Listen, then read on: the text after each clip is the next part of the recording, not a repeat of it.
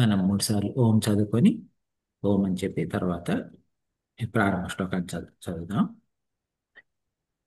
ఓ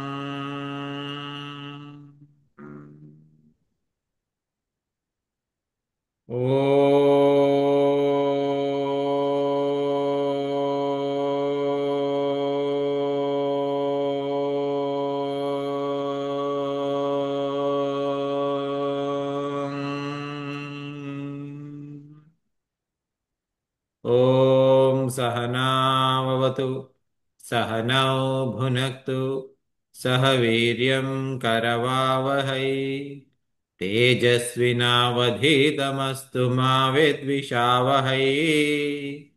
ఓం శాంతి శాంతి శాంతి.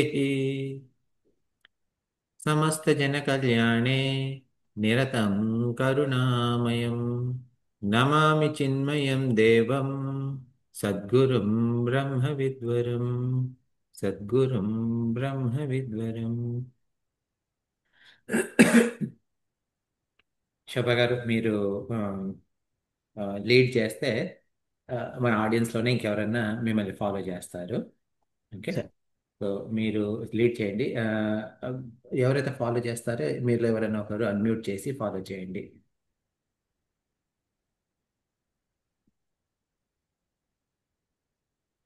రవి, నువ్వు అన్మ్యూట్ చేసి ఫాలో చేస్తావా? Yeah, sure. మొదలు. భజ గోవిందం భజ గోవిందం గోవిందం భజ మూఢమతే.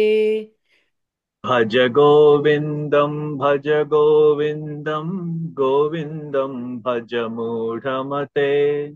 సంప్రాప్తే సన్నిహితే కాలే నహి నహి రక్షతి డుక్రణ్కరణే. సంప్రాప్తే సన్నిహితే కాలే నహి నహి రక్షతి డుక్రుంకరణే.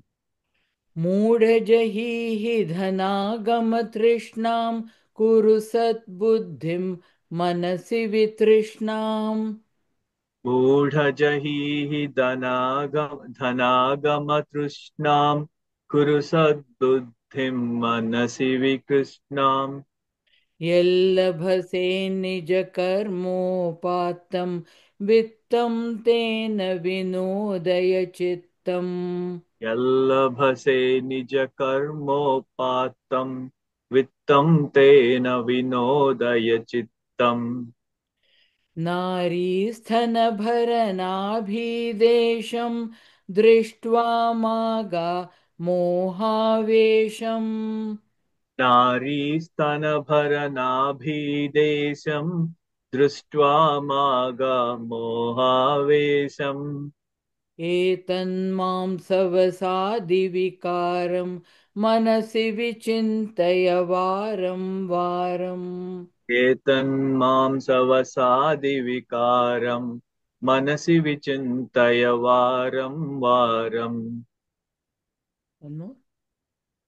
భజ గోవిందం మొదటి లైన్ మళ్ళీ చెప్తారా? భజ గోవిందం భజ గోవిందం గోవిందం భజ మూఢమతే. भज गोविन्दं भज गोविन्दं गोविन्दं भज मूढमते. సంప్రాప్తే సన్నిహితే కాలే నహి నహి రక్షతి డుక్రణ్కరణే. सम्प्राप्ते सन्निहिते काले नहि नहि रक्षति दुष्कृङ्करणे. థ్యాంక్స్. థ్యాంక్స్ శోభ గారు. రవి. ఆ, అయితే ఈ భజగోవింద ఒక ఉద్దేశం ఏమిటి, ఈ పుస్తకం ఎందుకు చదువుకుంటున్నాం అంటే, ఇది మన జీవితాన్ని ఒక భాగంగా చూసి, ఆ భాగంలో ఒక భాగంలో నేను సంతోషంగా ఉన్నాను అంటే, ఒక అంశంలో నాకు సంతోషంగా ఉంది అని చెప్పేసి సరిపుచ్చుకొని, మిగతా అంశాన్ని పాడు చేసుకోకుండా, అంటే ఇప్పుడు కొంతమంది ఆర్థికంగా బాగుంటాము, కొంతమంది ఆ, ఆరోగ్యపరంగా బాగుంటాము, కొంతమంది విద్యాపరంగా బాగుంటాము, కొంతమంది అలా ఒకరికి ఒక్క కొన్ని కొన్ని రంగాల్లో బాగానే ఉంటుంది, కానీ వేరే ఏరియాస్లో ఇబ్బందులు ఉంటాయి. సో అలా కాకుండా మనం మొత్తం అసలు మన జీవితం ఏంటి అని చెప్పేసి పూర్తిగా అంటే అన్ని కోణాల్లో ఆలోచించడానికి అని చెప్పేసి ఈ భజగోవిందం రాయబడింది. అందువల్ల మనం మన జీవితాన్ని అంటే అన్ని కోణాల నుండి ఆదిశంకరాచార్య గారు చూపిస్తున్నారు. మొదట ఏం చేశారు, మన విద్యాపరంగా చూపించారు. ఏంటి అంటే, విద్య అంటే చదువుకునే డిగ్రీలే కాదు, అంటే ఇప్పుడు పద్ధతిలో చెప్పాలి అంటే, ఇది ఈ చదువు పనికొస్తుంది, పనికిరాదు అని కాదు, తప్పలేదు. ఓకే, ఈ చదువు మూలంగానే మనకు ఉద్యోగం వస్తుంది, చదువు మూలంగానే మనకు తిండి దొరుకుతుంది, అవన్నీ ఉన్నాయి. కానీ ఈ ఈ చదువు ఈ లౌకిక ప్రపంచానికి మాత్రమే సరిపోతుంది. ఎప్పుడైతే మనము ఈ లౌకిక ప్రపంచాన్ని వదిలేసి వెళ్తున్నామో, అప్పుడు ఈ చదువు మనకు పని చేయదు. అప్పుడు ఏం పని చేస్తుంది, భజ గోవిందం పని చేస్తుంది. అందువల్ల ఈ భజ గోవిందం అంటే గోవిందం భజ అని చెప్తున్నారు. గోవిందం భజ అంటే మనం చూసాం, భజ అంటే భక్తి, గోవిందుడు అంటే భగవంతుడు, భగవద్భక్తి ఉండాలి అని. భగవద్భక్తి అంటే మళ్ళీ అది కూడా చెప్పుకున్నాం, ఏమిటి, ఇది కేవలం గుడిలోకి వెళ్ళి పూజ చేసుకోవడమో, లేకపోతే ఇంట్లో దేవుడు పట్టం ముందు పూజ చేసుకోవడం అని కాదు. ఇది ప్రపంచంలో ప్రతి వస్తువు, ప్రతి మనిషి ఆ భగవంతుడి రూపంగానే భావించి అందరినీ భగవంతుని ట్రీట్ చేసినట్టుగానే మనం వాటితో ఉండాలి అని చెప్పిన తర్వాత ఏమైంది, రెండో శ్లోకంలో ఈ మన కొంతమందికి విద్య అయితే కొంతమందికి డబ్బు మీద ఉంటుంది. ఈ డబ్బు డబ్బు సంపాదించడంలో కూడా తప్పేమీ లేదు. ఎందుకంటే డబ్బు మూలంగానే మనకు ఆ, డబ్బు ద్వారానే మనకు మనకు చేయవలసిన పనులని జరుగుతాయి. డబ్బు లేకపోతే మనకి ఏ పని జరగదు. అయితే ఇక్కడ డబ్బును కానీ డబ్బు సంపాదించడాన్ని కానీ నిరసించలేదు, అంటే దాన్ని విమర్శించలేదు. ఏమంటున్నారు అంటే, మూఢ మూఢజహి ధనాగమ తృష్ణ. ఓకే, నేను డబ్బు సంపాదించాలి అని చెప్పేసి కేవలం ఆ ఒకటి ఆ, దీని మీద ఉండి మి- మిగతా ఇంట్లో వాళ్ళని పట్టించుకోకుండా, ఆ, ఆరోగ్యాన్ని పట్టించుకోకుండా అవన్నీ చేస్తే ఏమవుతుంది అంటే, ఆ, పాత రోజుల్లో అంటేనేమో సరే పెళ్ళైంది కాబట్టి ఈ జన్మకి ఇంతే అనుకునేవారు. ఇప్పుడు ఏం చేస్తారు అంటే, మా ఆయన నన్ను పట్టించుకోవట్లేదనో లేకపోతే ఏదో సంథింగ్ అని చెప్పేసి ఇటు విడాకులు అవన్నీ అవుతున్నాయి. అలాగే ఈ డబ్బు గురించి సంపాదించే దీంట్లో మనం అంటే ఇది కూడా చాలా సాధారణమైన విషయం. ఏమిటి అంటే, ఈ టైంకి తిండి సరిగ్గా తినకుండా, టైంకి సరిగ్గా పడుకోకుండా ఇవన్నీ చేస్తే ఏమవుతుంది, మనకు అనారోగ్యం వస్తుంది. అనారోగ్యం వస్తే ముఖ్యంగా ఈ దేశంలో ఏంటి, అమెరికాలో ఏంటి అంటే, ఇన్సూరెన్స్ చాలా చాలా ధర. సంపాదించిన డబ్బు అంతా ఇన్సూరెన్స్కి పెడతాము, ఆ డబ్బు పోతుంది, ఆరోగ్యం మళ్ళీ వాపసు రాదు. ఇలా అందువల్ల ఈ డబ్బుకు విలువ ఉంది లేదని కాదు, కాకపోతే దానికి ఒక స్థానం ఉంది, దానికి ఒక లిమిట్ ఉంది. తర్వాత ఏం చేసాము, మూడో శ్లోకంలో ఈ స్త్రీ పురుషుల ఆకర్షణ గురించి మాట్లాడి, ఇది భోగం యొక్క ఆ, అంటే ఈ భోగంలో ఉన్న లోపాలని చూపించారు. అందులో ఏం చెప్పారు అంటే, ఇప్పుడు అంటే ఆడవాళ్ళు మగవాళ్ళని ఇష్టపడడం, మగవాళ్ళు ఆడవాళ్ళని ఇష్టపడడం తప్పు అని చెప్పడం గురించి కాదు ఇక్కడ. ఏంటి అంటే, అక్కడ కేవలం శారీరకంగా చూసుకోవద్దు. ఇప్పుడు కావాల్సింది ఏంటంటే అభిమానం, ప్రేమ, తర్వాత ఆ, గౌరవం, ఇవి ముఖ్యంగా ఉండాలి. అవి ఉన్నప్పుడు ఓ, ఓ, ఏమీ తప్పలేదు. కాకపోతే అది లేకుండా కేవలం శారీరకమైన ఆ, కోరిక మాత్రమే ఉంటే అది తప్పు అని ఆయన చెప్పారు. ఇక్కడ మళ్ళీ ఆడవాళ్ళను నిరసించలేదు, అంటే ఆడవాళ్ళని విమర్శించలేదు, లేక ఆ, ఈ కోరికల్ని విమర్శించలేదు. ఆయన ఏమంటున్నారంటే ప్రతి కోరికకు కూడా ఒక హద్దు ఉంటుంది అని చెప్తున్నారు.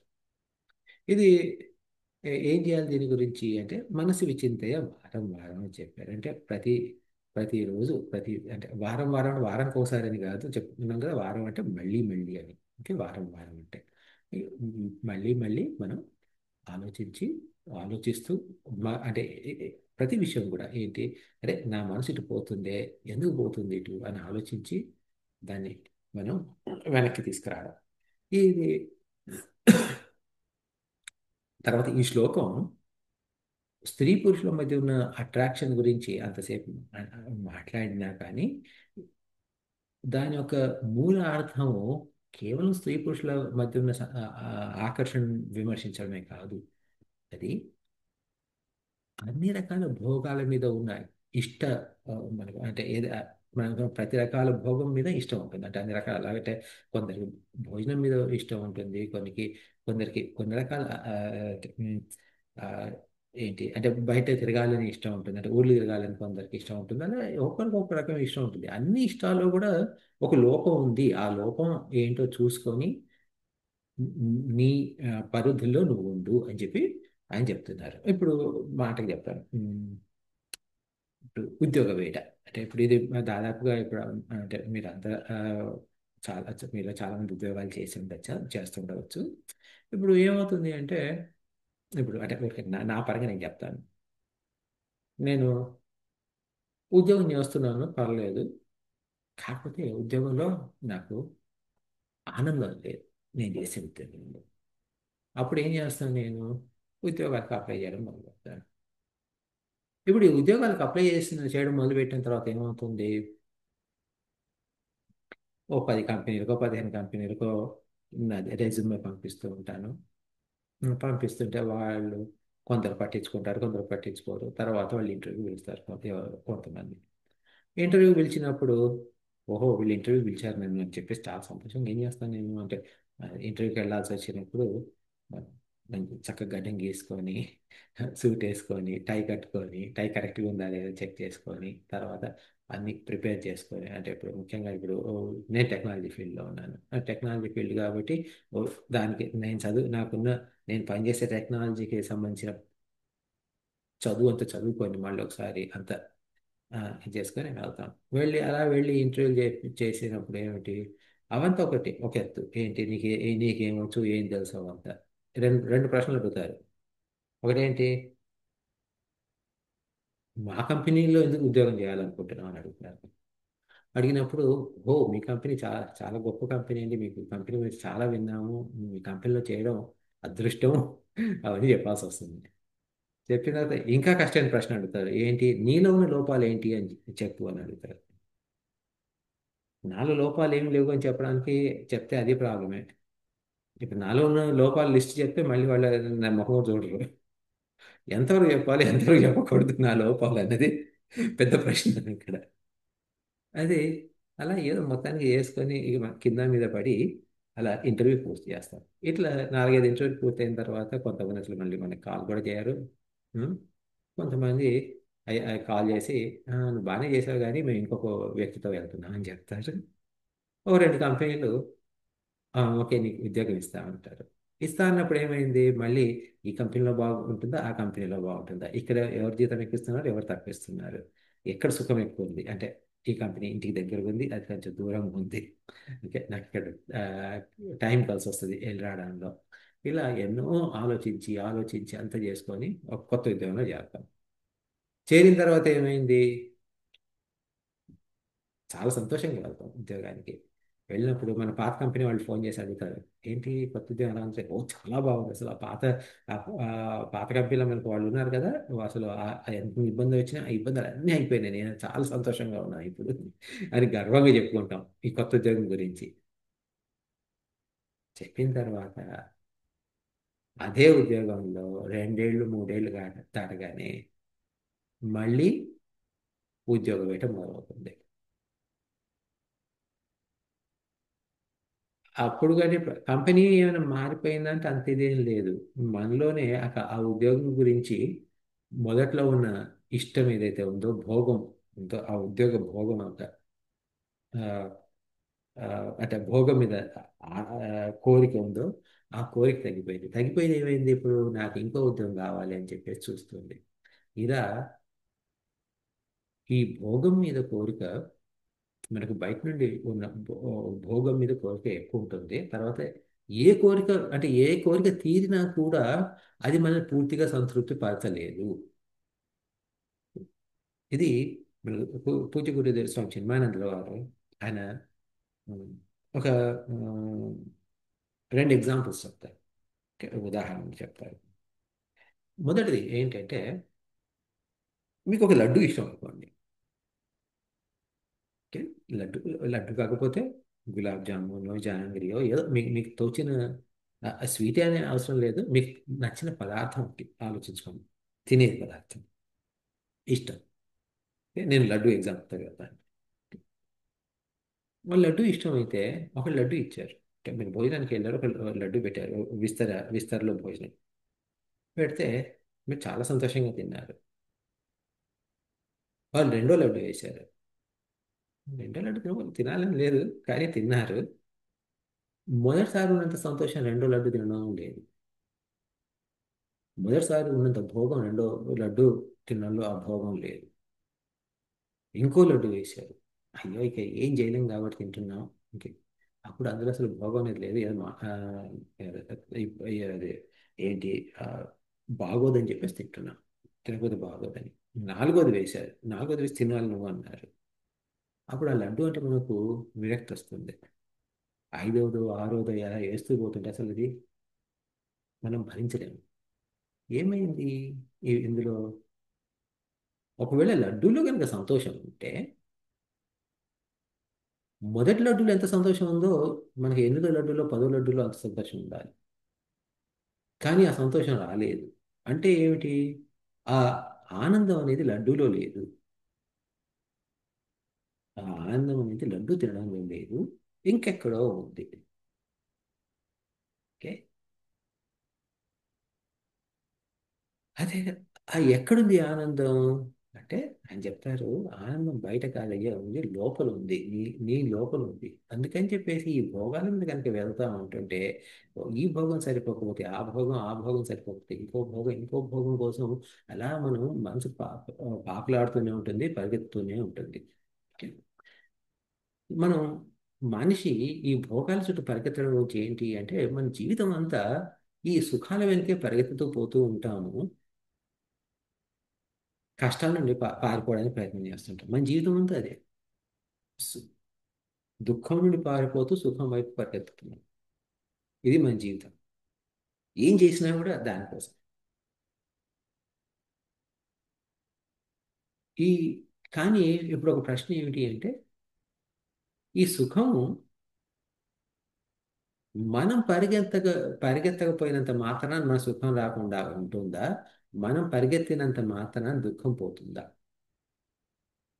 అని ఆలోచించాలి. అంటే అంటే నేను దుఃఖం నుండి పారిపోకపోతే దుఃఖం ఉంటుందా పోతుందా? నేను సుఖం వైపు పరిగెత్తకపోతే ఆ సుఖం వస్తుందా లేదా? ఇది మనం ఆలోచిస్తే ఏమవుతుంది అంటే, మనం జీవితం అంతా ఇట్లా పరిగెత్తుతున్నా కానీ మనకు సుఖాలు వస్తున్నాయి, కష్టాలు వస్తున్నాయి. మనకు కష్టాలు లేని టైం అంటూ లేదు, సుఖాలు లేని టైం అంటూ లేదు.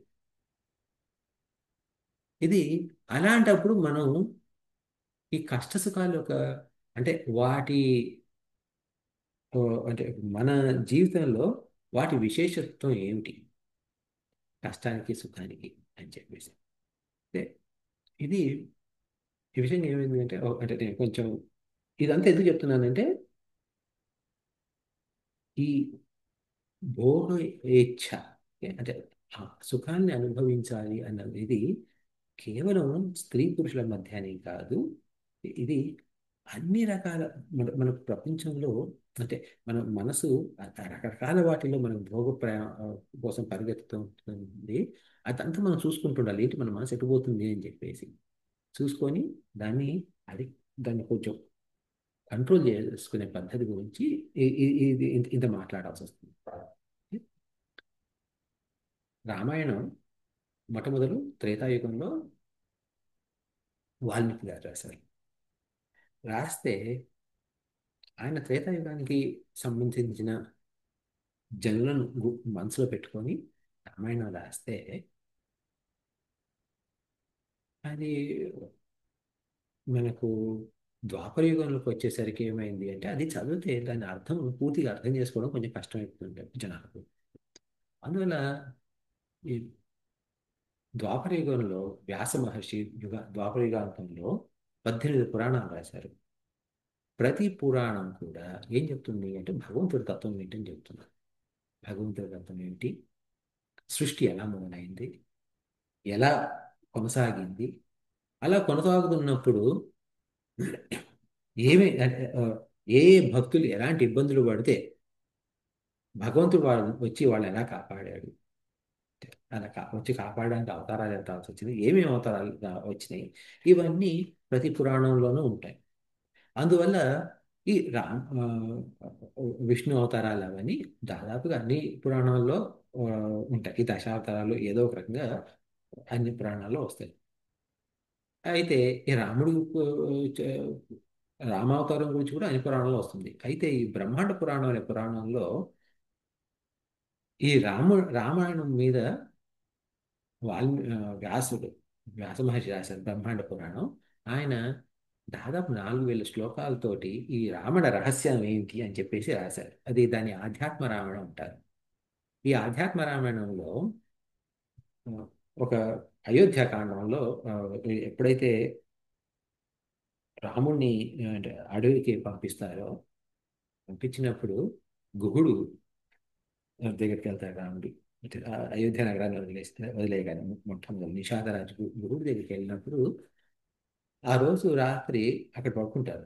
ఎవరు? రాముడు సీత పడుకున్నప్పుడు వారికి కాపలాగా గుహుడు లక్ష్మణుడు కూర్చొని ఉంటారు. అప్పుడు గుహుడు బాధపడుతూ లక్ష్మణుడితో అంటారు, నాయన లక్ష్మణ చూడు, రాముడు అంతటి వాడికి ఎన్ని కష్టాలు వచ్చినాయి అని చెప్పేసి. అన్ని కష్టాలు వచ్చినాయి ఏమిటి అని అంటే ఇప్పుడు ఇదేంటి అంటే రాముడు భగవంతుడు, ఆ విషయం లక్ష్మణుడికి తెలుసు. కానీ ఏమిటి అంటే మనిషి గురించి చెప్పాలని చెప్పేసి కొన్ని విషయాలు చెప్తారు. ఎందుకు? ఈ సుఖ దుఃఖాల గురించి వారు మాట్లాడతారు. లక్ష్మణుడు గుహుడికి ఉపదేశం చేస్తారు. ఏమని చెప్తారు అంటే ఇది అంటే ఇది అంటే మన సుఖ దుఃఖాలు ఒక రోల్ ఏంటి అంటే మన జీవితంలో అన్న దాని గురించి చెప్తారు. ఏమని చెప్తారంటే సుఖస్య దుఃఖస్య న కోపి దాత పరో దతాతీతి కుబుద్ధిరేష అహం కరోమితి వృద్ధాభిమాన స్వకర్మ సూత్రగ్రహో హి లోక. అంటే మన సుఖానికి కానీ మన దుఃఖానికి కానీ ఎవరు కారణం కాదు. వాళ్ళ వల్ల మన సుఖం వచ్చిందనో లేకపోతే వీళ్ళ వల్ల మన దుఃఖం వచ్చిందనో అనుకోవడం పిచ్చితనం. అలాగే ఓహో వీళ్ళందరికీ నేనే సుఖం ఇస్తున్నాను, నేనే దుఃఖం ఇస్తున్నాను అంటే ఎలా అంటే నేను డబ్బు సంపాదిస్తున్నాను, నేను డబ్బు సంపాదించబట్టే కదా నా కుటుంబం అంతా తింటున్నారు అని అనుకోవడం కూడా పిచ్చితనమే.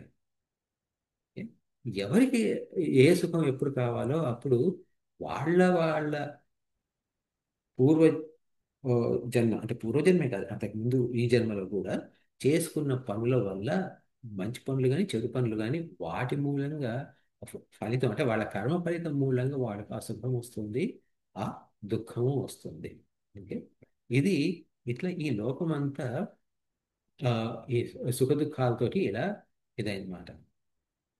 అందువల్ల మరి మనిషి ఎలా ఉండాలి అంటే సుఖం వా యద్ దుఃఖం వా స్వకర్మ శుభో నరః యథాగతం తత్తత్ భుక్త్వా స్వస్థమనా భవేత్.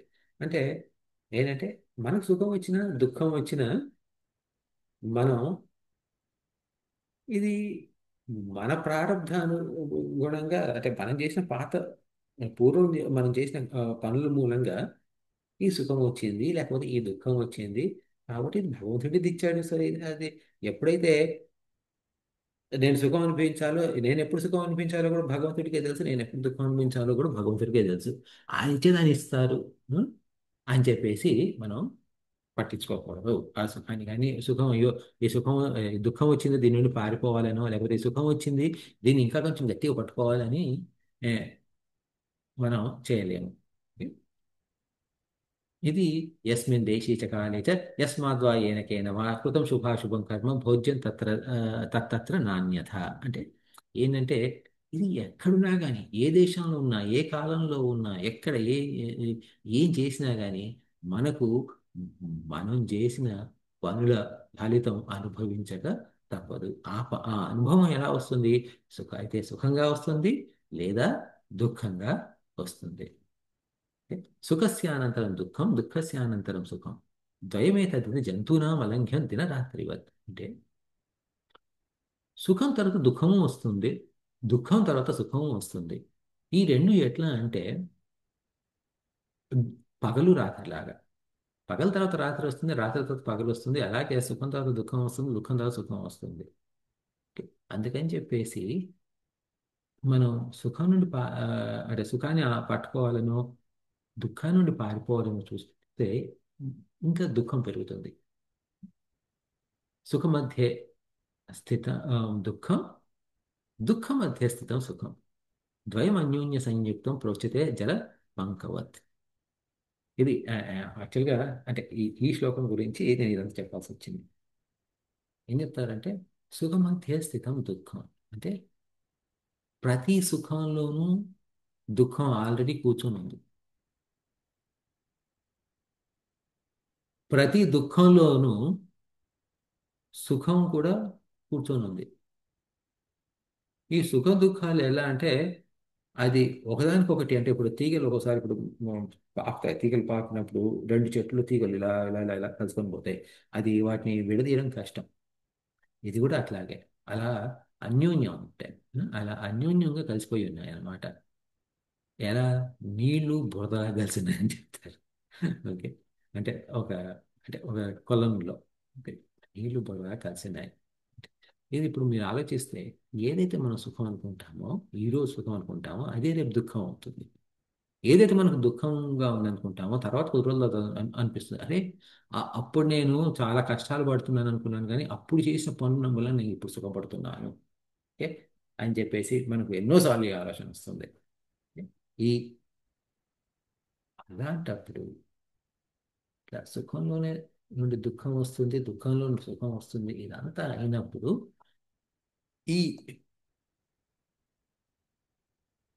ఏంటంటే నేను సుఖం కోసం పరిగెత్తుతాను, లేక దుఃఖం నుండి పారిపోతాను అని చెప్పేసి మనం ఇబ్బంది పడుతూ పడుతూ పడుతూ పడుతూ లేస్తూ పోతుంటే మనకు ఏ రకమైన ఆ ఆ ఇందులో మనం ఎందుకైతే పుట్టామో, మన పుట్టుక కారణం ఏంటి, మనం పుట్టుడు ఏం సాధించాలని పుట్టామో ఆ అది మనం సాధించలేము. ఏ సాధించదాం పుట్టాం మనం అందరం అంటే మళ్ళీ మళ్ళీ పుట్టకుండా ఉండాలి. మళ్ళీ మళ్ళీ పుట్టకుండా ఉండాలి అంటే మనం మోక్షం రావాలి. ఓకే, మోక్షానికి ఈ జన్మలో మోక్షం రావాలి. దా దాని మూలంగా నేను మళ్ళీ మళ్ళీ పుట్టకూడదు అన్న దీంతో మనం అందరం పుట్టామన్నమాట. అందుకని చెప్పేసి ఈ ఈ ఈ సుఖదుఖాల వైపు పరిగెట్టుకుపోతుంటే మనకు ఆ మోక్ష ధ్యాస అనేది తగ్గిపోతుంది. మోక్షం మీద మనకు ఆ, దృష్టి వెళ్ళిపోతుంది. అది అందుకని చెప్పేసి అది జాగ్రత్తగా ఉండాలి. ఉన్న తర్వాత సరిపోయిందా? లేదు లేదు. ఏంటి అంటే ఈ జీవితం ఏమిటి ఓకే అనేది కూడా ఆలోచించాలి. అంటే మన ఈ జీవితం ఏమిటి అని అర్థం చేసుకోవాలి అనే దాని గురించి అని ఈ 4వ శ్లోకం చెప్పారు.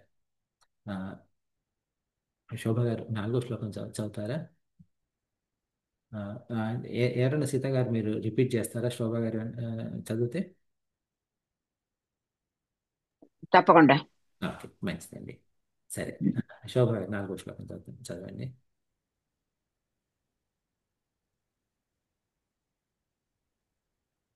మ్యూట్లో ఉన్నారు. మ్యూట్ లో ఉన్నారు మీరు. సారీ. నళినీ దళగత జలమతి తరళం తత్వజ్జీవితమతిశయచపలం. ఒక్క లైన్ చదవరా? ఒక్కొక్క లైనే చదవండి అంత నాకు అదే చెప్పండి. మళ్ళీ ఒకసారి కొద్ది ఓ- కొద్దిగా ఓ- ఆ, little little, not too much okay. Please. నళినీ దళగత జలమతి తరళం. నళినీగత మతి నళినీ దళగత నళినీదళగత జలమతి తరళం. జలమతి తరళం తత్వజ్జీవితం తత్పజీవితం అతిశయచపలం. అతిశయ చపలం విద్ధి వ్యాధ్యభి యద్వ్యాప్తి విద్ధి విద్ధి వ్యాధ్యభి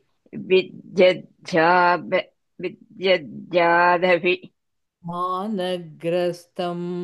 మానగ్రస్తం లోకం శోకః లోకం శోకః తం చ సమస్తం. అం చ సమస్తం. భజ గోవిందం భజ గోవిందం గోవిందం భజము మూఢమతే. భజ గోవిందం భజ గోవిందం భజ గోవిందం మూఢమతే. ఇక చాలు. నళినీ దళగత జలమతి తరళం తత్వజీవితం అతిశయ చపలం విద్యవ్యాధ్యభిమానగ్రస్తం లోక శోకహతం చ సమస్తం. ఇది అంటే నోరు తిరగడానికి కొంచెం కష్టంగా ఉందా? ఇందులో అంటే ఈ ఆయన గారి కవిత్వం చాలా గొప్పగా ఉంటుంది. నళిని అంటే అంటే ఫస్ట్ పదాల అర్థం చూద్దాము, తర్వాత దాని మీద మాట్లాడుకుందాం పూర్తి అర్థం ఏంటని. నళిని అంటే కమలం లేకపోతే తామర పురుగు అని అనొచ్చు. దళం అంటే దాని ఆకు, అంటే తామరాకు. గత గత అంటే గతంలో అలా కాదు, ఇక్కడ గత అంటే దాని లోపల. ఇంకా నళినీ దళగత జలం నీరు ఉంటుంది. నీరు అంటే ఒక నీటి బొట్టు అనుకోండి ఇక్కడ. ఓకే, ఎందుకంటే అది చెట్టు, అది ఆకు మీద తామరాకు ఇలా అంటే ఒక కొలనులోనో సరస్సులోనో ఇలా ఉంటుంది. దాని మీద అప్పుడప్పుడు కొన్ని నీటి బొట్లు ఉంటాయి. ఆ నీటి బొట్ల గురించి మాట్లాడుతున్నారు. నళినీ దళగత జలం అతి తరలం. ఓకే, తరలం అంటే ఏంటంటే స్థిరం లేనిది అనే అర్థం. అంటే ఎప్పుడు ఉంటుందో ఎప్పుడు పోదో తెలియదు. అతి అంటే అస్సలకే తెలియదు. అంటే అది ఇంకా కొంచెం అతిశయోక్తిగా చెప్తున్నారు ఆయన. తత్వత్ అదే పద్ధతిలో జీవితం, మన జీవితం కూడా అతిశయ చపలం. అంటే ఎప్పుడు పోతుందో ఎప్పుడు ఉంటుందో చెప్పలేము. కాబట్టి నాయన విద్ధి, విద్ధి అంటే తెలుసుకో. ఏంటి, ఏమని తెలుసుకోని? వ్యాధి అభిమాన గ్రస్తం.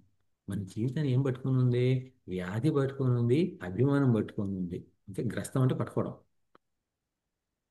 ఓ ఇది ఏదో నీ జీవితం అనే కాదు, ఈ లోకం సమస్తం. అదే లోకం అనే నాలుగో లైన్లో లోకం మొదటి పదం, సమస్తం ఆఖరి పదం. లోకం సమస్తం, ఈ లోకం మొత్తం కూడా శోకహతం. అంటే అంత శోకంతో ఉంది. ఆ? ఆ, అంత ఆ, ఈ దుఃఖం వల్ల నలిగిపోతున్నాం అన్నమాట శోకంతో.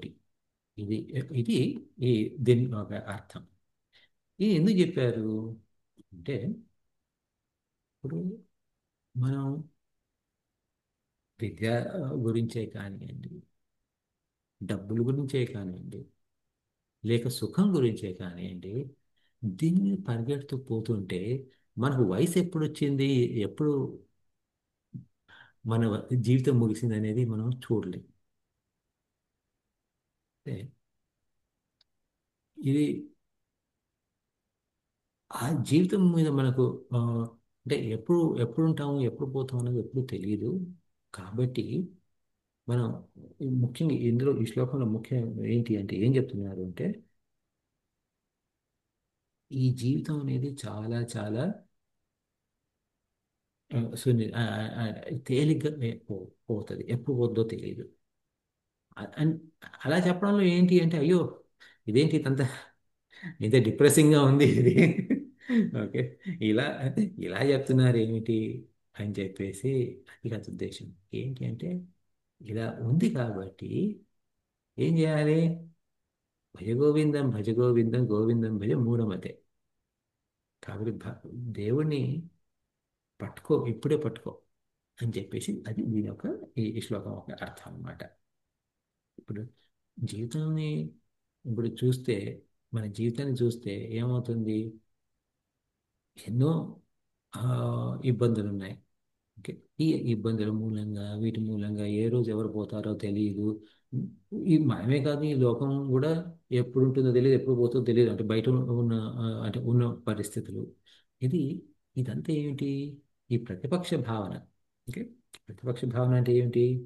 అంటే మన భావన ఒక దాని వెంట పోతుంది. అంటే మన ఆలోచనలను ఒక దాని వెంబడి వెళ్తూ మన అటెన్షన్ అంతా అది తీసుకెళ్ళిపోతుంది. అది చేద్దాం చేద్దాం పద పద అని. అలా అయినప్పుడు ఈ ప్రతిపక్ష భావన ఏంటంటే ఉండు ఉండు ఉండు, ఆగు ఆగు ఆగు ఆగు. ఏంటి చేస్తాను, నువ్వు వెళ్తున్నావు? దానివల్ల నీకు వచ్చే ఫలితం ఏంటి? ఆ ఫలితం ఎన్నాళ్ళు ఉంటుంది? నువ్వు ఆ అది నీ ఇప్పుడు నీ సమయం భూమి మీద నిశ్చితం. ఎంత టైం ఉంటావు అన్నది. ఆ ఈ నువ్వు ఆ పని చేయడానికి నువ్వు పరిగెడుతూ నీ ఉన్న సమయాన్ని వ్యర్థం చేసుకుంటున్నావా, సరిగ్గా ఉపయోగించుకుంటున్నావా అన్నది ఆలోచింప చేయడానికి అని చెప్పి ఈ శ్లోకం ఉంది. ఇప్పుడు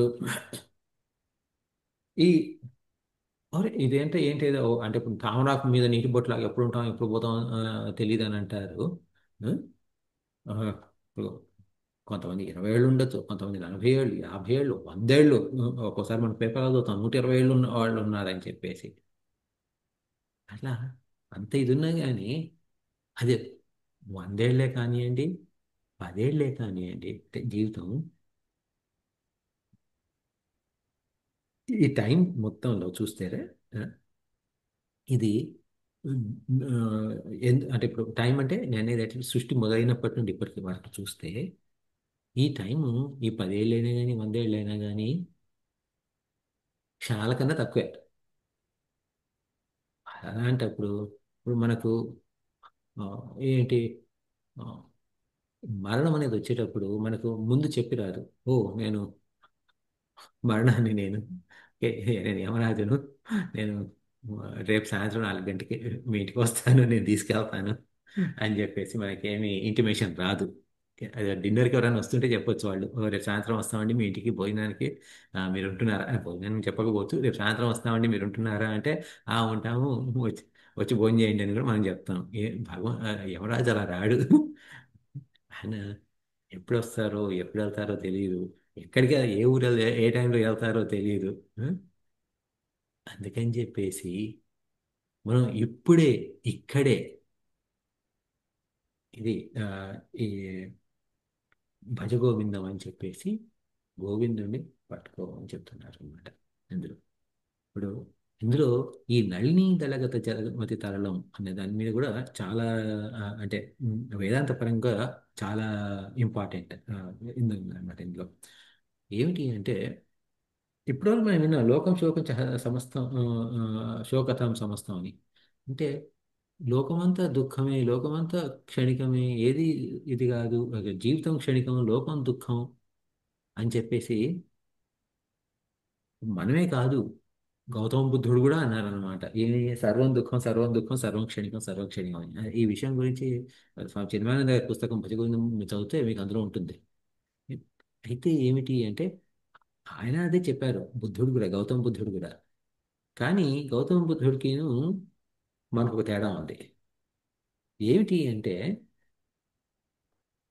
ఆయన ఇది దుఃఖం దుఃఖం క్షణికం క్షణికం అని చెప్పారు, అలా వదిలేశారు. ఇక్కడ ఇప్పుడు ప్రతి శ్లోకం తర్వాత మనం అంటే మనం సరిగ్గా కనుక ఈ అంటే ఇప్పుడు ఈ మోహముద్గర లేదా భజగోవిందాన్ని కనుక పఠనం చేయాలంటే ప్రతి శ్లోకం తర్వాత మొదటి 2 లైన్లు చదవాలి. అంటే ఎలా? లోకం ఆ, అని మూఢజహి ధనాగమ తృష్ణాం గురు సద్బుద్ధి మనసి తృష్ణ ఎల్లవసే నిజ కర్మోపార్థం విత్తం తేన వినోదే చిత్తం భజ గోవిందం భజ గోవిందం గోవిందం భజ మూఢమతే. మూడో శ్లోకం తర్వాత కూడా అలాగే. ఇప్పుడు ఈ శ్లోకం తర్వాత కూడా నళినీ తలగత జలమతి తరళం తద్వజ్జీవితం అతిశయ చపలం విద్యవ్యాధభ్యమానగ్రస్తం లోకం శోకం హతం చ సమస్తం భజ గోవిందం గోవిందం భజ మూఢమతే. అంటే ఏమిటి? ఇప్పుడు ఈ శ్లోకంలో మనకు సమస్యనిచ్చారు. అంటే ఏంటి సమస్య అనేది తెలుపుతున్నారు. ఆ భజ గోవిందం గోవిందం భజ మూఢమతే అన్నప్పుడు ఏంటి? ఈ సమస్యకు పరిష్కారం ఇది. ఓకే. భజ గోవిందం గోవిందం భజ మూఢమతే అనేది పరిష్కారం అన్నమాట. ఇది తర్వాత చెప్పాను కదా, ఇది ఈ తామరాకు మీద నీటి బొట్టు అనేది ఆ, కూడా చాలా అంటే మనకు వేదాంత పరంగా ఇది చాలా ఇంపార్టెంట్ అన్నమాట. ఏమిటి అంటే ఈ తామర చెట్టు అంటే తామర కాడ ఎక్కడ పెరుగుతుంది? నీళ్ళలో నుండి వస్తుంది. నీళ్ళలో పుట్టింది, నీళ్ళలో పెరిగింది, నీళ్ళలోనే మునిగిపోతుంది. అలాంటప్పుడు ఈ తామర పువ్వు అనేది నీటి యొక్క మార్పే. ఓకే. ఆ నీటికి ఈ తామర చెట్టుకి తామర పువ్వుకి ఏమీ తేడా లేదు. అది ఎలాగైతే నీళ్ళలో నుండి వచ్చి నీళ్ళలో మునిగిపోతుందో అలాగే ఈ జీవుడు కూడా పరబ్రహ్మ స్వరూపం నుండి బయటకు వచ్చి పరబ్రహ్మ స్వరూపం ఒక ఆ, అంశతో మనం ఒక జీవిగా, ఒక మనిషిగా, మనిషే కావచ్చు, ఒక కుక్కనే కావచ్చు, లేకపోతే ఆవే కావచ్చు, దోమే కావచ్చు, చెట్టే కావచ్చు, పుట్టే కావచ్చు, ఏదైనా కానీ ఆ పరబ్రహ్మ స్వరూపమే ఇలా వచ్చి ఏమవుతుంది? ఏదో కాసేపు ఇలా కనబడి, కాసేపు అంటే ఓ 100 సంవత్సరాలు అనొచ్చు.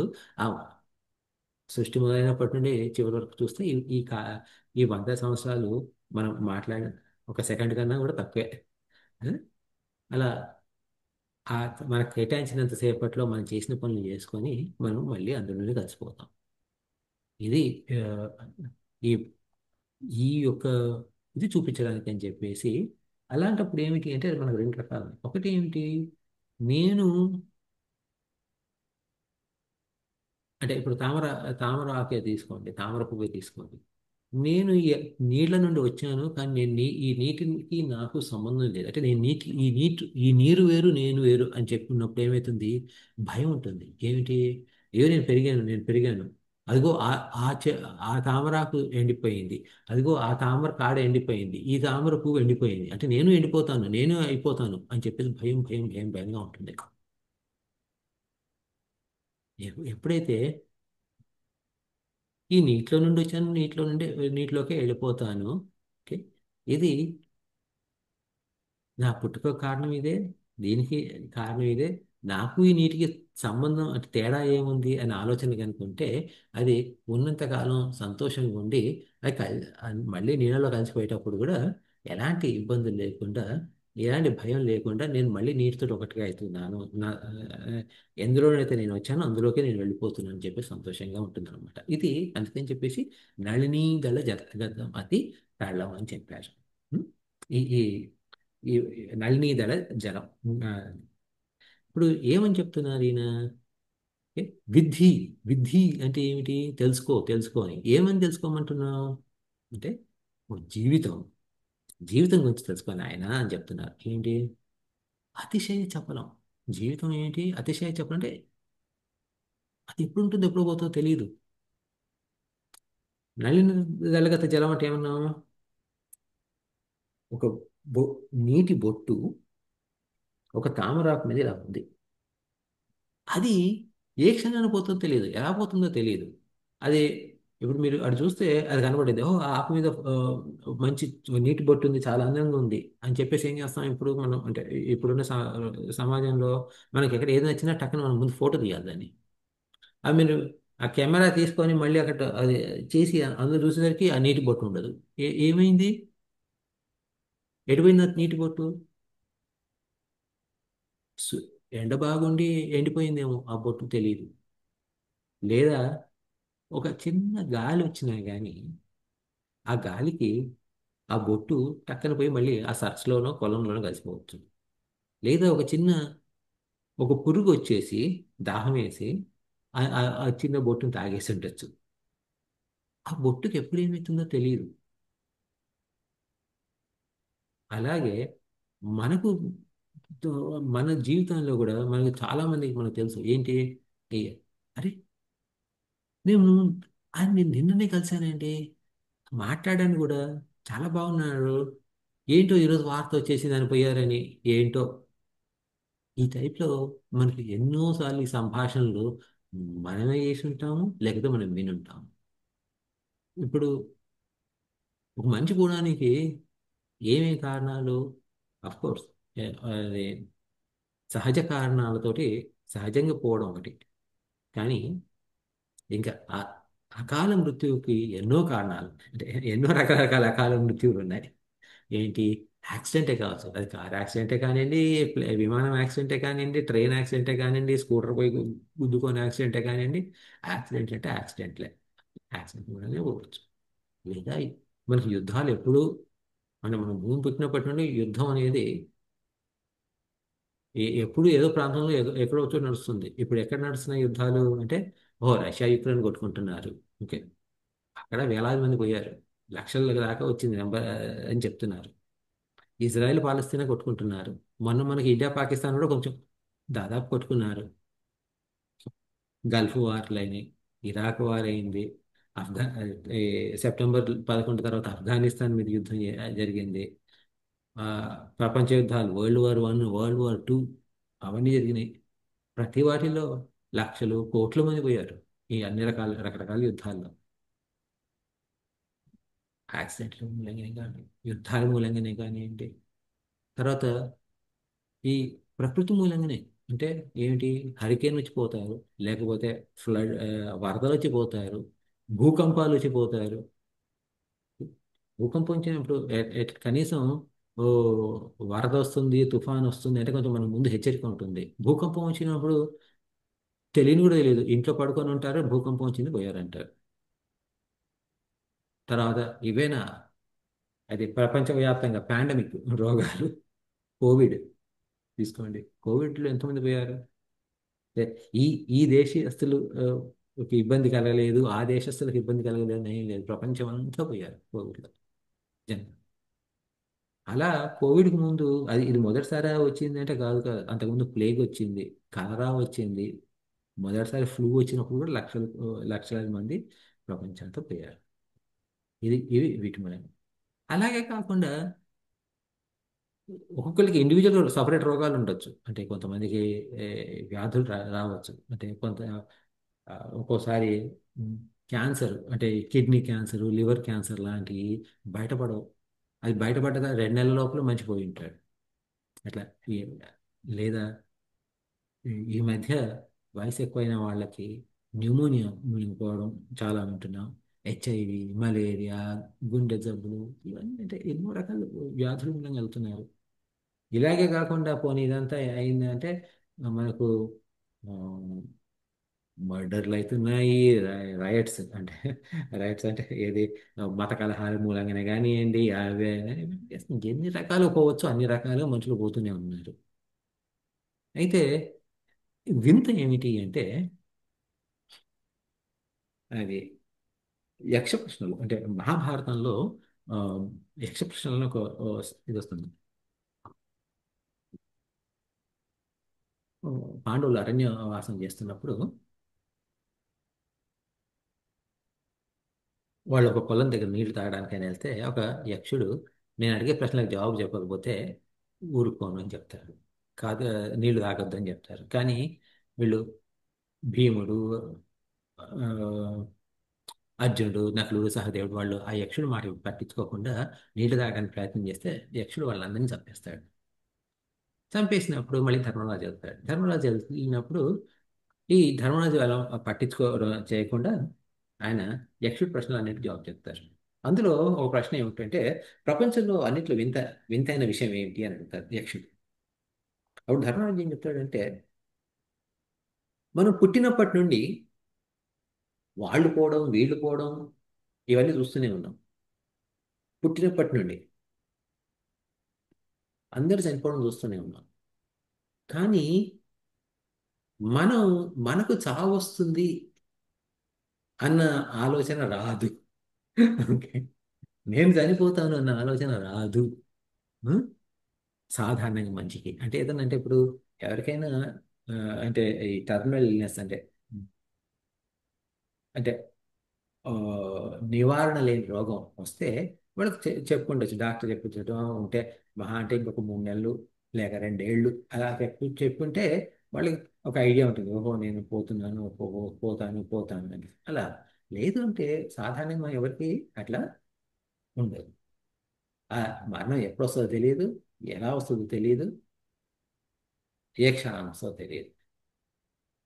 ఇది అంటే కొన్ని కొన్ని ఆ, మన పురాణాల్లో వాటిలో ఏమని అంటారు అంటే ఎప్పుడైతే ఒక మనిషి ఒక జీవి పుట్టాడో అప్పుడు వాళ్ళు ఎంతకాలం బ్రతుకుతారు అన్నదాన్ని అది అంటే మనం రోజులుగానో సంవత్సరాలుగానో చెప్తాం కదా, ఇన్నేళ్ళు బ్రతుకుతాడు ఈ ఈ వ్యక్తి అని. కొన్ని కొన్ని పద్ధతుల ప్రకారం వీళ్ళు ఈ జన్మలో ఇన్ని శ్వాసాలు తీసుకుంటారు అని చెప్తారు.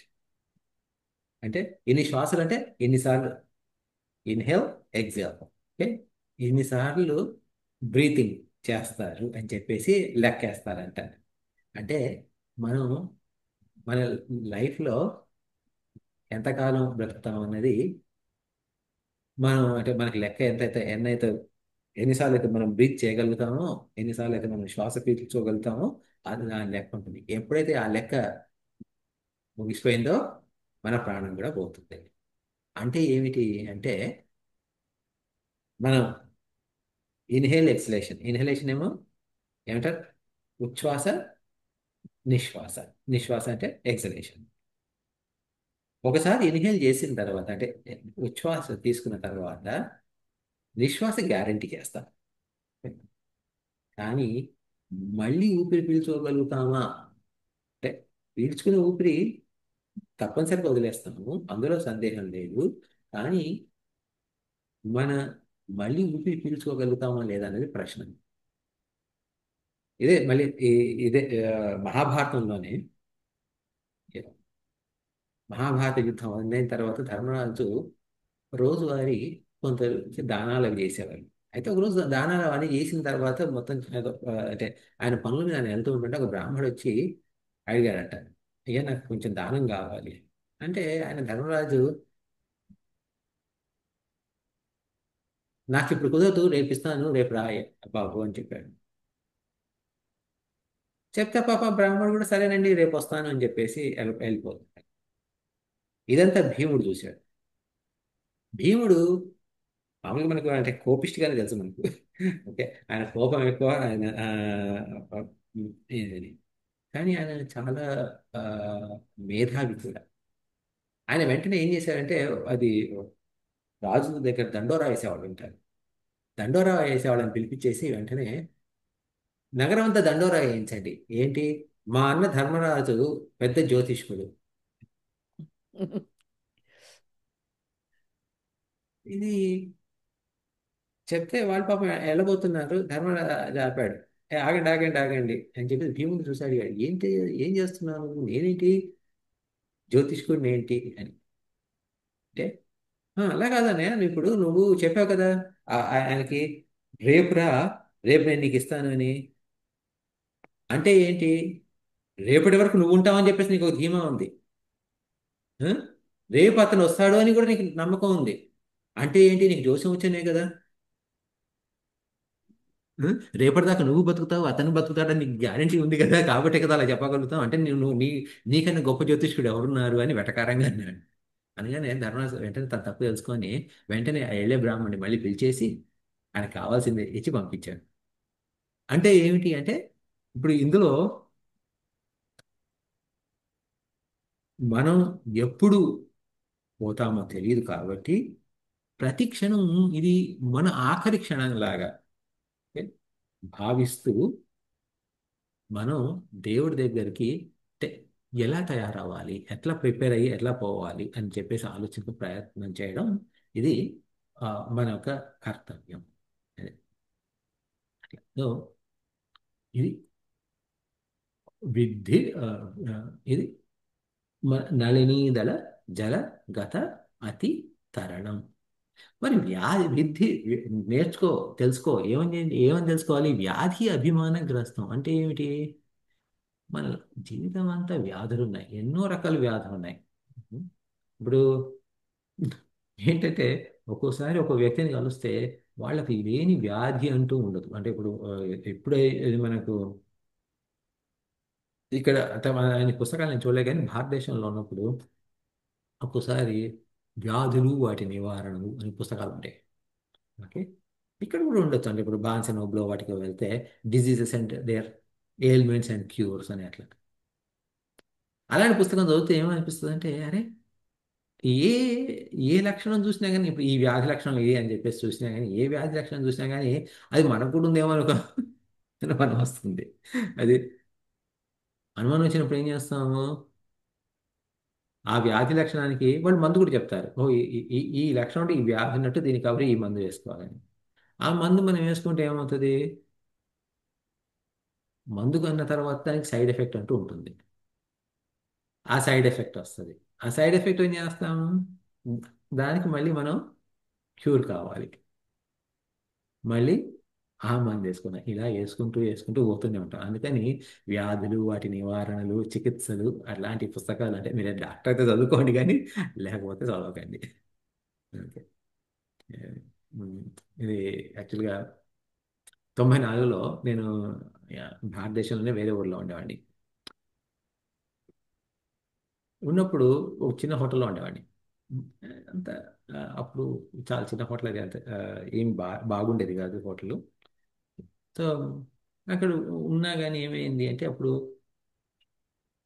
సూరత్, సూరత్ అంటే గుజరాత్లో ఉంది సూరత్ అని. ఇక్కడ ఉన్నటువంటి అప్పుడు అంటే ఇది చాలా అంటే మరి ఎంతమంది తెలుసు ఎంతమంది తెలియదు నాకు తెలియదు. 94 సూరత్లో 94లో సూరత్లో ప్లేగ్ వచ్చింది. ప్లేగ్ వచ్చి దాదాపుగా 50-60 మంది పోయారు కూడా అప్పుడు. 94 నాకు వయసు తక్కువ అప్పుడు. కరెక్ట్గా నాకు ఎంతమంది పోయారని నాకు గుర్తులేదు, కానీ 50-60 మంది అయితే కనీసం పోయారు. పేపర్లో కూడా వచ్చింది. అయితే ఈ ప్లేగ్ అనేది అంటువ్యాధి, కోవిడ్ లాగా. ఇది గుజరాత్లో జరిగింది ఇది. అయితే నాకేమైంది, ఏ రోజైతే వార్త చదివానో దానికి ముందు రోజు నేను గుజరాత్ నుండి వచ్చిన వాళ్ళని ఒకరిని కలిసి మాట్లాడి కాసేపు టైం గడపాల్సి వచ్చింది. ఈ ప్లేగు లక్షణాలు ఏంటి అంటే, కొంచెం ఒళ్ళు నొప్పులు, తర్వాత ముఖ్యంగా మెడ నొప్పి ఒక లక్షణం అన్నమాట. అంటే ఎన్నో లక్షణాలు ఉన్నాయి ప్లేగుకు. నాకు ఈ వార్త చదివినప్పటి నుండి నాకు మెడ నొప్పి మొదలైంది. అంటే వార్త చదివేటప్పటికే నాకు మెడ నొప్పి ఉంది. ఇక భయం, ఏంటి, నేను ఆ గుజరాత్ ఆయన్ని కలిశాను. నాకు మెడ నొప్పి ఉంది, నాకు ప్లేగ్ వచ్చిందా? ఏంటి, ఎట్లా పోవాలి, ఏం చికిత్స చేయించుకోవాలి ఏంటి అని చెప్పేసి. తర్వాత ఏంటి అంటే, మెడ నొప్పి ఉన్నది వాస్తవమే, కాకపోతే మెడ నొప్పి ఎందుకు వచ్చింది అంటే అప్పుడు దిండ్లు మంచి దిండ్లు ఉండే కాదు. అది ఆ, అదంతా ఒక చోట ఆ, అంటే సమానంగా ఉండేది కాదు దిండు అంత, కొంచెం అంతే పడుకున్న దాన్ని బట్టి అదంతా ఒక వైపుకి వచ్చేసి గట్టిగా ఉండిపోయేది. ఆ రాయిలాగా ఇక్కడ ఉండడం మూలంగా అక్కడ నాకు మెడ నొప్పి వచ్చేది. కానీ ఏంటి, ఇది ఇది చదివేసేసరికి వార్తలు చదివేసాను. ఏంటి, సూరత్లో ప్లేగ్ వచ్చింది, ప్లేగ్ మూలంగా జనాలు పోతున్నారు, నేనేమో గుజరాత్ అతన్ని కలిశాను, నాకు మెడ నొప్పి వచ్చింది. ఇంకేముంది, నాకు కూడా ప్లేగ్ ఉందని చెప్పేసి ఇట్లా ఈ వ్యాధి అనేది మనకు లేని వ్యాధులు కనబడతాయి, ఉన్న వ్యాధులు ఉన్నాయి, బోల్డ్ ఉన్నాయి. సరే, ఈ వ్యాధుల గురించి వాటి గురించి ఇంకా ఏంటి అనేది మనం రేపు అంటే వచ్చే వారం మాట్లాడుకుందాం, మిగతా సగం శ్లోకం గురించి. ఆ, ఇప్పుడు ఆపేద్దాము. ఏదైనా మీకు ఎవరికైనా ప్రశ్నలు ఉంటే ఆ, ఆ, వాటిని కవర్ చేసుకొని ముగిద్దాం.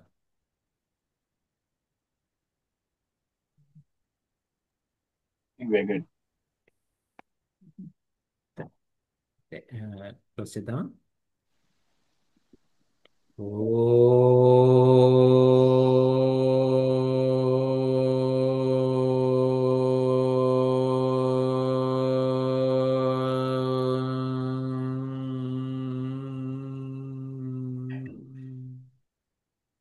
పూర్ణమద పూర్ణమిదం పూర్ణాత్ పూర్ణముదచ్యతే పూర్ణస్య పూర్ణమాదాయ పూర్ణమేవావశిష్యతే. ఓం శాంతి శాంతి శాంతి. హరి ఓం శ్రీ గురుభ్యో నమః. హరి ఓం.